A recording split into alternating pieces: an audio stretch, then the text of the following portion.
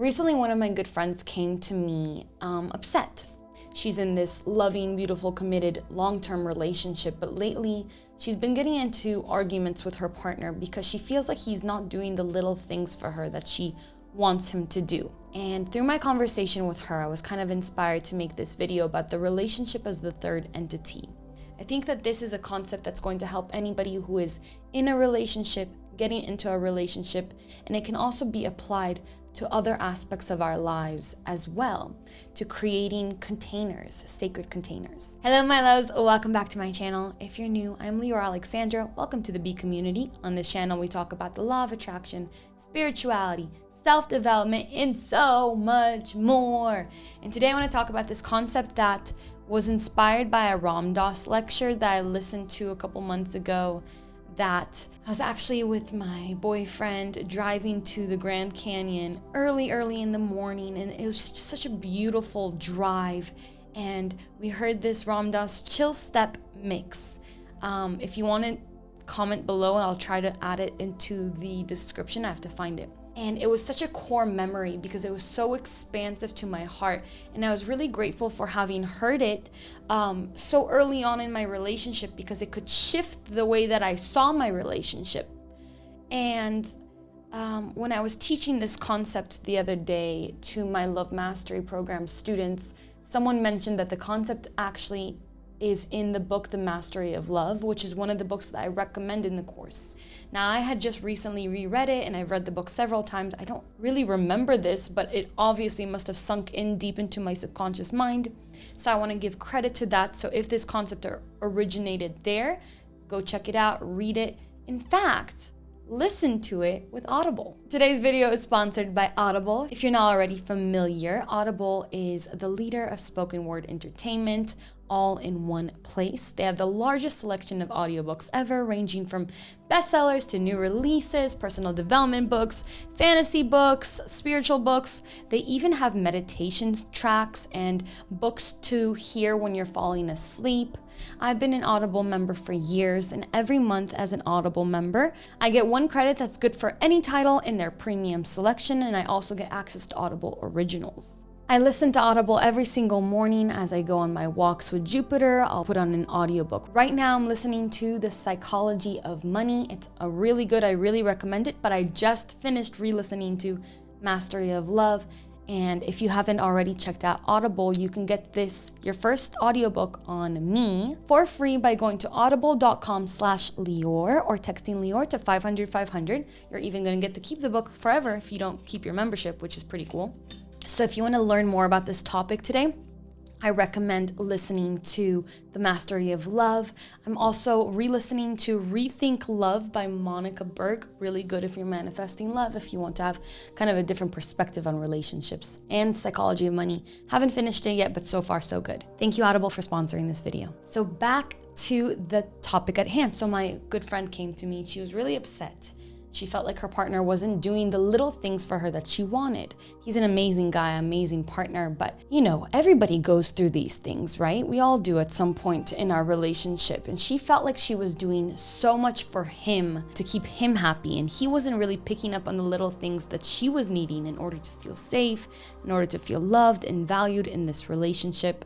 I think that one of the issues in a relationship, no matter how much you love a person, is that sometimes it can become transactional. It's like, I did this for you, so you should be doing these things for me, or I've been doing all this for her, why isn't she doing anything for me, right? So we kind of start keeping tabs on what we've done and what we deserve to receive from our partner. And I think that this is really not a beneficial way to have a relationship.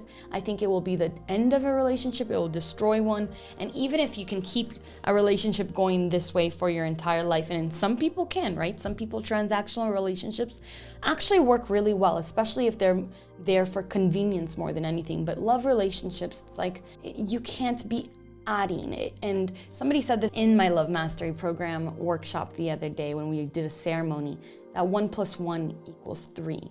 And that's exactly the sentiment that's actually something when I was younger, when I was in middle school, I had this best friend. Her name was Danny Cohen. And I remember her and I would always say, and Carly Barnhill too. Shout out to you guys if for some reason you come across this video. I remember we used to say 2 + 2 = 5, right? And that was kind of how we solidified like a pinky promise, like this is a really strong friendship. And a relationship can be like that too. It's like 1 + 1 = 3. So what does that actually mean? We're gonna actually talk about the relationship as the number 3, as the third entity. I feel like I'm going on a lot of tangents today. Could be my microdose. Let's continue. So as I was saying, my friend was just really craving little things, such as like having him walk with her through the farmer's market or getting her a matcha or pastry. And while she's explaining to me these things, she's saying, I do so much for him. I do this and that and this for him. And so I wanted to reframe this for her under the concept of the relationship as the third entity, because I had this vision of my own relationship the night before. And during my sleep, the understanding of what a relationship is deepened. And so I wanted to shift her perspective on what doing things in a relationship really means. My goal was to show her that doing things for him, when she's doing things for him, what she's really doing is doing things for them, for the 2 of them as a union, or for the 3 of them, for her partner, and for the relationship.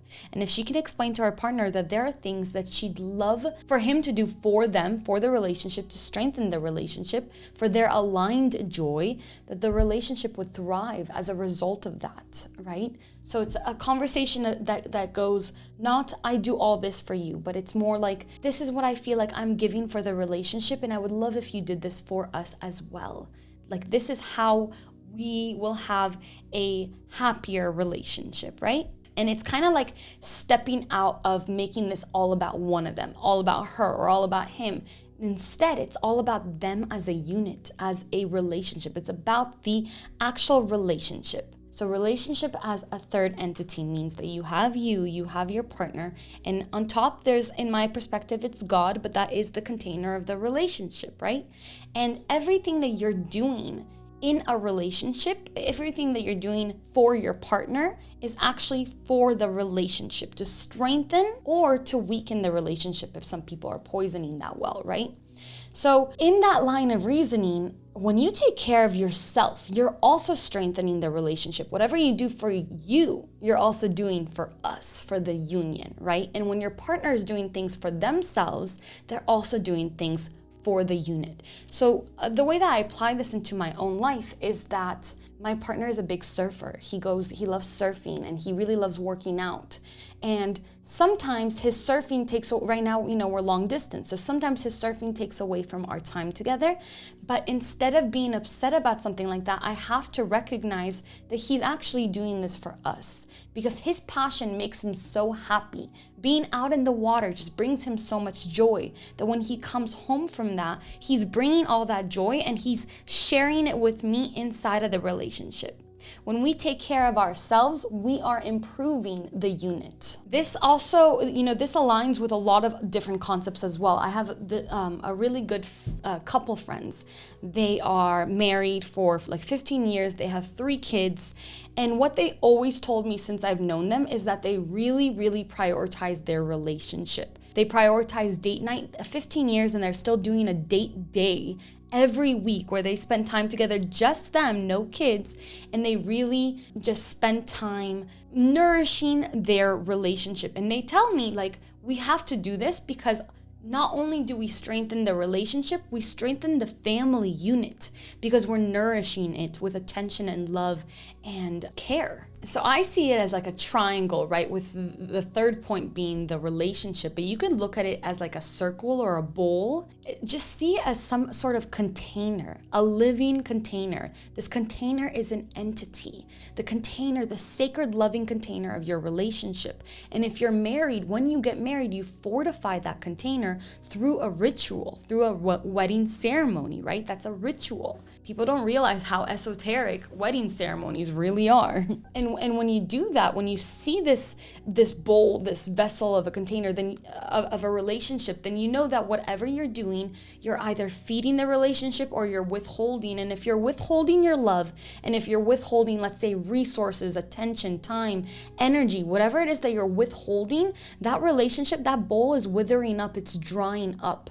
And of course, it can't be that only one person is nourishing this bowl. You should be in a sort of partnership or situation, even if this is a business relationship. It could be the relationship as a third entity, right? Or a friendship, your best friend, or your relationship with your mother or your brother or your sister, or whatever it is, right? Your grandparent. It's always this thing where you want both entities to be feeding this third entity that no one can see, that's there in between you, right? You want to both nourish that.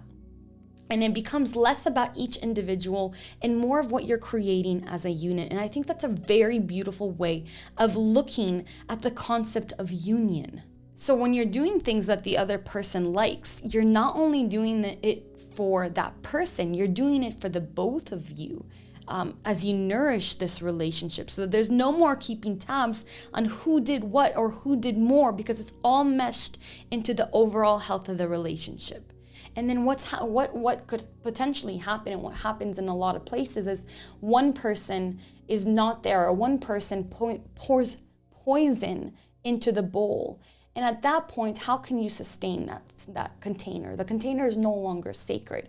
So this is also a really good way to kind of gauge the relationship, the health of your relationship, to see how much you are pouring in and if the other person is pouring in as well. And also recognize that we pour different things in. Maybe in a relationship, one person has the financial abundance and they can pour that in, and the other person doesn't have the equal amount of financial abundance and they can't pour that in, but they pour in something else. So this is not about realizing like, oh, I do this much and I do this much, because you're both benefiting from it. So it's shifting out of the mentality of what am I doing and what am I receiving? What do I get from this? Into what can I give? How can I nourish my relationship? And having this shift by yourself could drastically improve your relationship. But if you can have a conversation with your partner where you kind of express this, and it doesn't have to be your romantic partner, right? It could be business or whatever I was saying earlier, where you kind of express how this concept works, and it's on an energetic level. This is very real. Your relationship entity is like this sentient being almost in other realms of reality, and you want it healthy and you want it pure and whole and complete. So that's just what I wanted to share today. When I shared that with my friend, she was really relieved. They had a conversation about this and things seem to be a lot better now, because they got on the same page about doing those little things for each other, and how seeing that it's not just I do this for you to make you happy, it's I do this for us to make us happy, and you do what you do, right? And it's in the end, what she really realized is, sure, maybe he doesn't do the little things that she did convey to him that are important, but she realized in all the other ways he does pour into the container. He pours into the container and gives so much of himself in other ways to sustain the relationship, in some ways that she didn't even think about before, such as his devotion to their faith. That really led her closer to her own faith, and they were able to kind of meet in the middle in this place, and he put that into the relationship. And that's not monetary, which he does. That's not, like a physical action. It's more like I'm pouring into our relationship God, and that is nourishment. So there's many different ways in which people can nourish it. I'm curious to think what you guys think about this concept, if you've lived your life like this, in what ways you plan on implementing it. And if you liked this video where I just kind of had an idea and I just wanted to sit down and share it with you because it improved my life, so I wanted to improve somebody else's life out there, please let me know in the comments. It really helps the channel. Give this video a thumbs up. Subscribe if you haven't already. Please join us. Turn your notifications on. My goal is to be at 20% post notifications on. I can see that it's the notifications are working, because so many more of you are getting notified about my videos these days, and I really would love to see you first thing here. I'm usually on for the first 20 to 30 minutes, answering comments, reading through your comments, hearting things, just checking in with you. So please do that. Thank you. I love you so much. Check out our sponsor in the description below. I'll list the books I talked about also. And until next time, until my next video, as always, keep your vibrations way, way, way up. Love you. Bye.